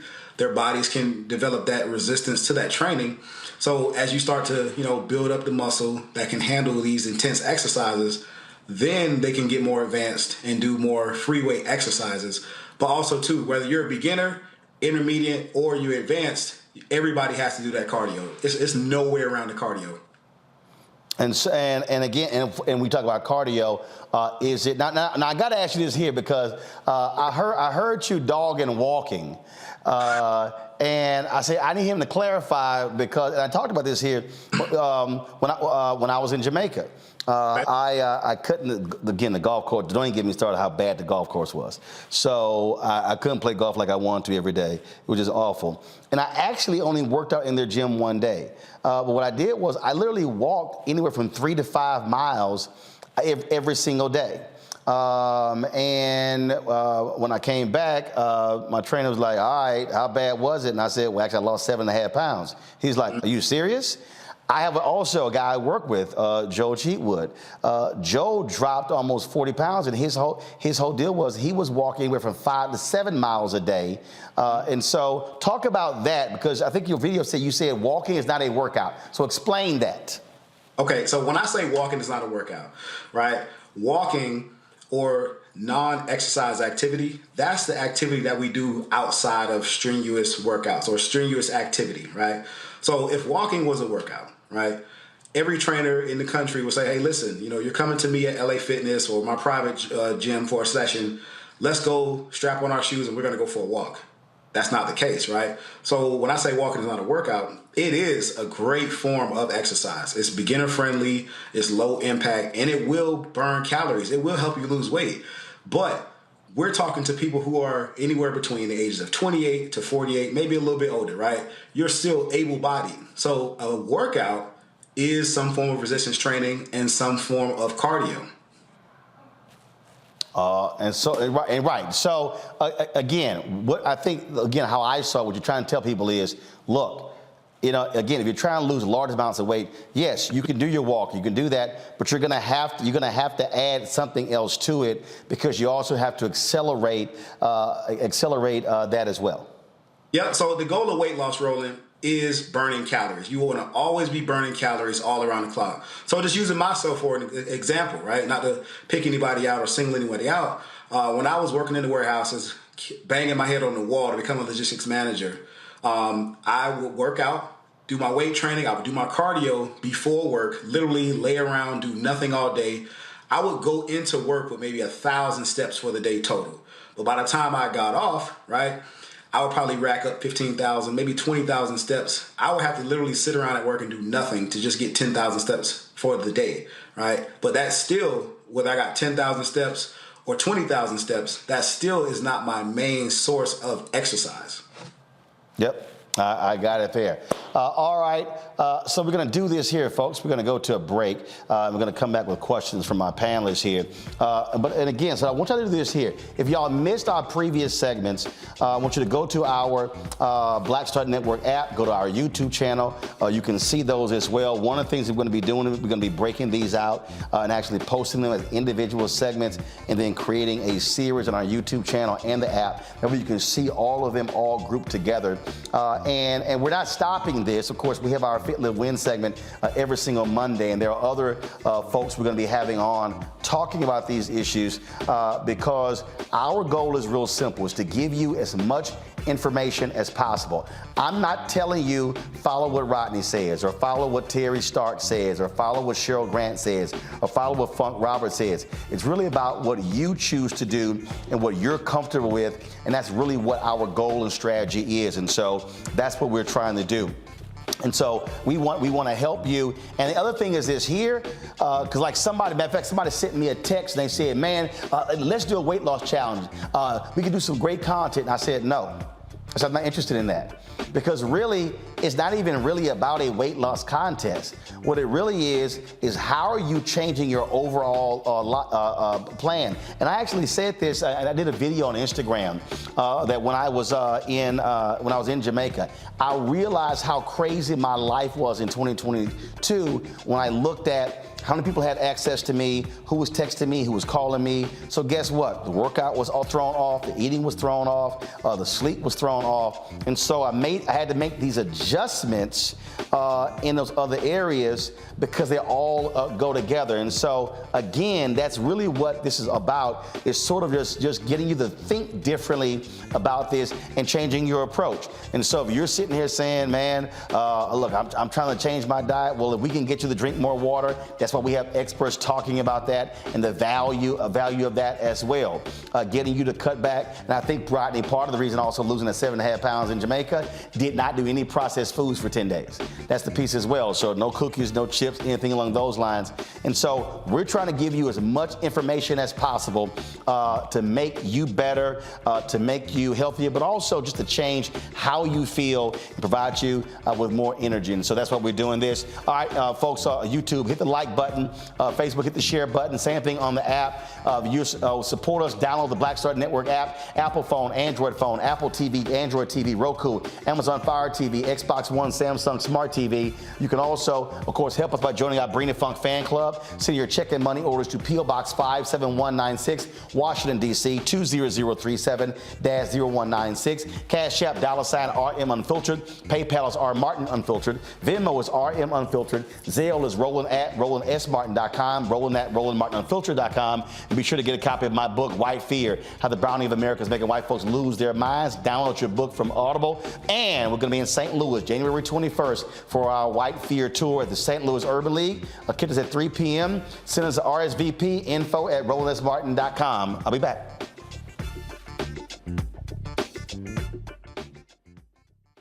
Next on the Black Table with me, Greg Carr. Our legal roundtable is back in session as we look at yet another potential landmark case being considered by the United States Supreme Court. This one is called 303 Creative versus Alinis and may be the most important and far-reaching First Amendment, that is freedom of speech, case of our time. It could, depending on how the court rules, open the door for a return of Jim Crow segregation laws. It's true. If you say we can discriminate against one, you're saying we can discriminate against all. That's on the next Black Table. Don't miss it. Right here on the Black Star Network. On the next Get Wealthy with me, Deborah Owens, America's Wealth Coach, the number of people working from home has quadrupled to almost 30%. You're going to learn how you can now create your money space. It can impact your mood, your mindset, and your ability to get wealthy. Interior designer Nikki Klug joins us to share exactly what you need to do to create a winning workspace. Make a space that is going to instantly put you in the mindset so that you can be more productive, so that you're organized, so that you're inspired, or you're really focusing in on the task at hand. That's right here on Get Wealthy, only on Black Star Network. We're all impacted by the culture, whether we know it or not. From politics to music and entertainment, it's a huge part of our lives, and we're going to talk about it every day right here on The Culture with me, Faraji Muhammad, only on the Black Star Network. Hi, I'm Vivian Green. Hey everybody, this is your man Fred Hammond, and you're watching Roland Martin, my man, Unfiltered.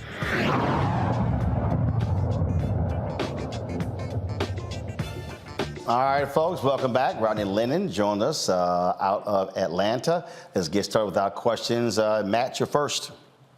So my question for you, brother, is what is the optimal diet to make sure you build muscle, but also, have the proper nutrients?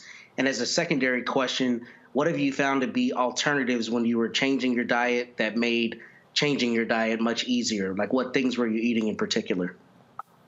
Okay, so the main diet that's going to work the best for you, it's not going to be a fixed diet. It's going to be taking the foods that you already enjoy and putting those into a structured regimen that you can commit to on a day-to-day basis. So the foods you like, if you like steak, if you like shrimp, chicken, fish, right? If you like rice or potatoes and broccoli and asparagus, whatever the foods you enjoy, find the foods that you can stick to day in and day out, and those are the best foods for you to build your daily nutrition around.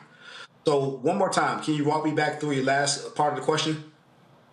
Yeah, the second part of the question was what in particular did you find to be alternatives or things that you were able to transition to that you weren't already eating that you found helped you make healthier choices? So for me, I really just looked at the foods that I was eating on a daily basis, and I really just doubled down on those. So for example, when I was at my heaviest, 330 pounds, the foods after I pulled all my bank statements and credit card statements, I discovered that it was only 3 main foods I was eating that was getting me overweight. And that was Mexican food, some kind of Jamaican or island Caribbean food, right? Or I was eating a lot of Asian style foods. So I started incorporating those foods that I enjoy already into my daily nutrition. All right, Matt, that's it? Yeah, that's it. Thank you. All right, Kelly. Sure. I was just looking at your Instagram page, and first and foremost, I love how you focus on Black fathers because they are so necessary. Black men, Black fathers are just so necessary. And I guess my question to you is, on the Black woman side of things, we already have a lot of influencers rather telling us, give yourself grace and be kind to yourself and things like that. I like how on your page you're saying, do the work and, go easy, not necessarily go easy on yourself, but what is some of the language that you use for your clients to basically encourage them to give themselves grace in a world where Black men aren't given that much grace, if any? Well, I just tell them to focus on the journey and not the right now. Because a lot of guys, they can get overwhelmed, they get discouraged, they get beat up by life day in and day out. So I just tell my clients to take it one day at a time, one workout at a time, one meal at a time, and just stay consistent with that. Don't focus on what's going to happen tomorrow, next week. Focus on what you can do today, whether you're a man or a woman, right? Because I have coached women in the past, and it's the same thing. You got to just focus on what you can do today. If you have any slip-ups, if you have a piece of cake or a cookie or a chip, right? It's not the end of the world. You have to analyze, hey, what happened that made me turn to these foods again, analyze the situation and move on from it. Like keep it pushing and then work to make it the next day without doing those same things. All right, Kelly, that's it? Yes, sir. Michael. Awesome. All right, Rodney, thanks for sharing this valuable information with us. Back in October 2022, I started back working out regularly. So I work out 5 days a week now. I've lost 15 pounds and probably 2 or 3 pant sizes. So I do a mixture of, in addition to cardio, I do a mixture of resistance bands and weights as well. Talk about the advantage of resistance bands when it comes to constant tension on the muscle as opposed to like free weights, but also how resistance bands are better for your joints as you get older. Well, resistance bands, they do have their place, but they are safer. They're a safer option for guys who are just getting into working out. They don't want to put too much strain on their joints or their ligaments, right? So they can be used both 3 ways, actually. Before the workout, they can be used during the workout to keep constant tension on the muscle, to keep you from pulling anything like that. And also, too, for stretching at the end of a workout, especially when, it's very hard for us as we age to stretch our legs out and stuff like that. They can definitely be very helpful at the end of a workout to help you get a very good stretch and cool down from strenuous exercise. Okay, thank you. And the thing there on the resistance bands is the same thing with the weight machines, Rodney. It's not trying to hurry up and get them done real quick. It's actually doing a lot slower. Yep. Keeping that constant tension on the muscle, right? Feeling the workout, focusing on each body part that you're trying to develop, because that's the overall goal, right? Some guys got certain body parts they want to develop, chest, their arms, their back, or whatever is the body part they want to bring up. But just being consistent with that, focusing on what you're working on, that's going to help you get that overall physique that you're working for. All right, pull this information up if folks actually want to reach Rodney, folks.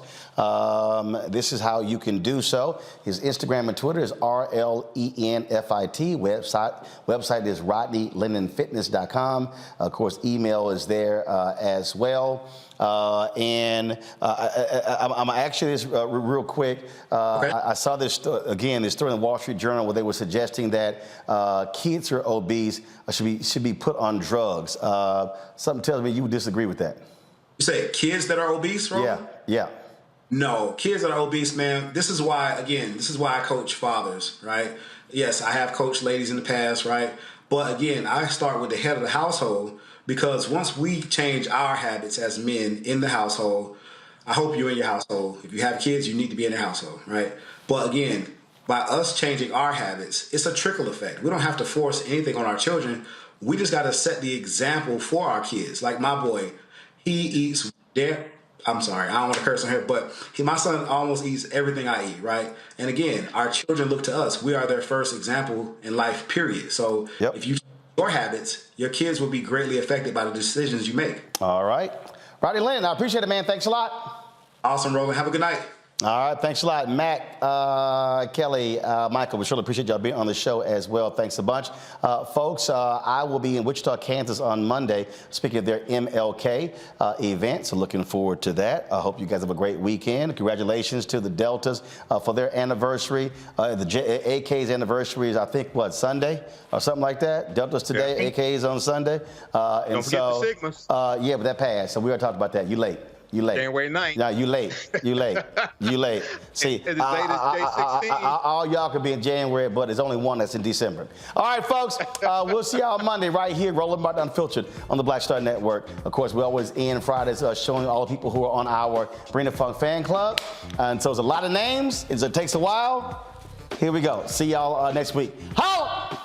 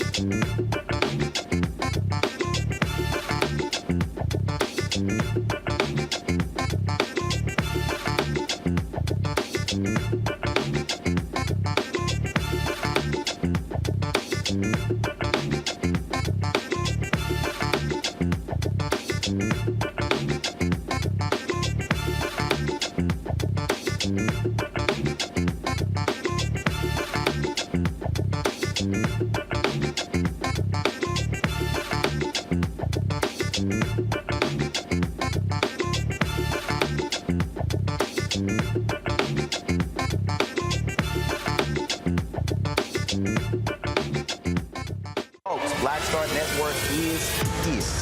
Oh, no punches! I'm real revolutionary right now. Support this man, Black Media. He makes sure that our stories are told. Thank you for being the voice of Black America, Roland. Stay black. I love y'all. All momentum we have now, we have to keep this going. The video looks phenomenal. See, there's a difference between Black Star Network and Black-owned media and something like CNN. You can't be Black-owned media and be scared. It's time to be smart. Bring your eyeballs home. You dig? Pull up a chair, take your seat. The Black Table with me, Dr. Greg Carr, here on the Black Star Network. Every week, we'll take a deeper dive into the world we're living in. Join the conversation only on the Black Star Network. Hi, I'm Dr. Jackie Hood Martin, and I have a question for you. Ever feel as if your life is teetering and the weight and pressure of the world is consistently on your shoulders? Well, let me tell you, living a balanced life isn't easy. Join me each Tuesday on Black Star Network for A Balanced Life with Dr. Jackie. We're all impacted by the culture, whether we know it or not. From politics to music and entertainment, it's a huge part of our lives, and we're going to talk about it every day right here on The Culture with me, Faraji Muhammad, only on the Black Star Network. I'm Deborah Owens, America's Wealth Coach, and my new show, Get Wealthy, focuses on the things that your financial advisor and bank isn't telling you, but you absolutely need to know. So watch Get Wealthy on the Black Star Network.